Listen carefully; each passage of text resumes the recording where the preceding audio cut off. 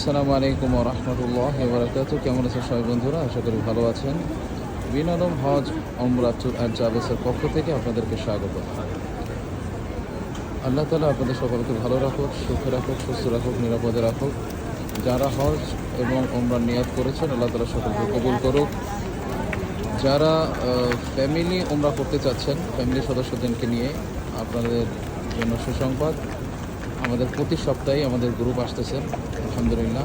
Family package, group ওমরার প্যাকেজের ব্যবস্থা আছে এবং ইন্ডিভিজুয়াল ওমরার প্যাকেজের ব্যবস্থা আছে।